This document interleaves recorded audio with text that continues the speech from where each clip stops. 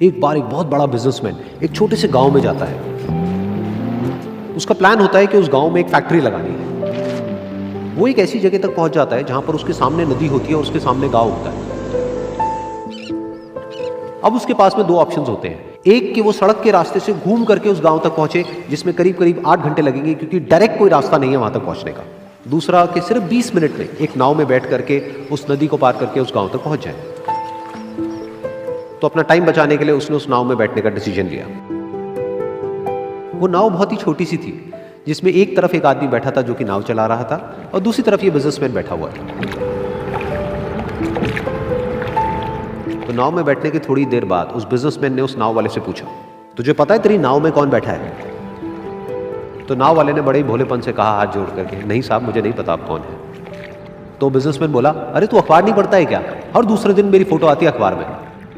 तो नाव वाला बोला, अरे साहब मुझे कहाँ पढ़ना लिखना आता है, मैं बहुत छोटा सा था जब मेरे पिताजी गुजर गए थे, तो अपने परिवार का ध्यान रखने के लिए मैं बचपन से ही काम में लग गया और तभी मेरा स्कूल छूट गया।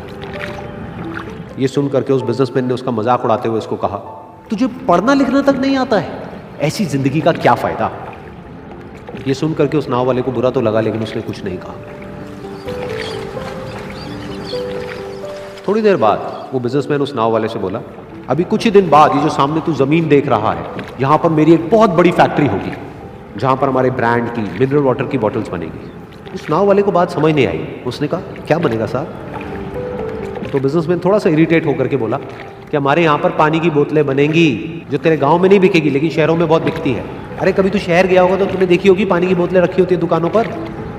फिर वो नाव वाला बोला, अरे साहब मुझे कैसे पता होगा, मैं तो कभी इस गाँव से बाहर गया ही नहीं। फिर वो बिजनेसमैन उसके ऊपर हंसते हुए बोला, तू कभी इस गांव से बाहर तक नहीं गया, तुझे पता ही नहीं कि शहर क्या होता है? अरे ऐसी जिंदगी का क्या फायदा? उसकी ये बात सुन करके उस नाव वाले को सच में लगने लगा कि मेरी जिंदगी शायद किसी काम की नहीं है।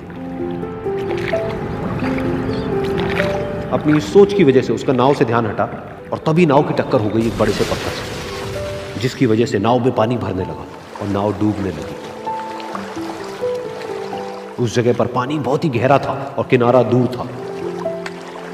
नाव वाले को समझ आ गया कि अब इस नाव को बचाने का कोई तरीका नहीं है और वो अपनी जान बचाने के लिए नदी में छलांग मारने ही वाला था। तभी उसने उस बिजनेसमैन से पूछा, साहब आपको तैरना तो आता है ना? तो बिजनेसमैन घबरा करके बोला, ऐसा क्यों पूछ रहे हो, मुझे तैरना नहीं आता है।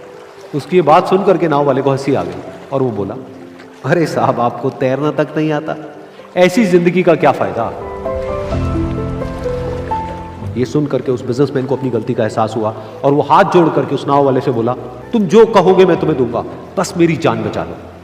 तो उस नाव वाले ने बोला, अरे साहब आप घबराओ नहीं, मुझे सिर्फ तैरना नहीं आता है, मुझे डूबते हुए लोगों को बचाना भी आता है।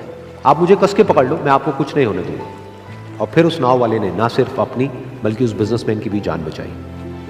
तो इस कहानी से हम एक बहुत बड़ी सीख ले सकते हैं कि हमें जिंदगी में कभी भी किसी का भी मजाक नहीं उड़ाना चाहिए या उसको अपने से कम नहीं समझना चाहिए, क्योंकि हमें नहीं पता कि हमें कब, कहां, कैसे, किसकी जरूरत पड़ जाए।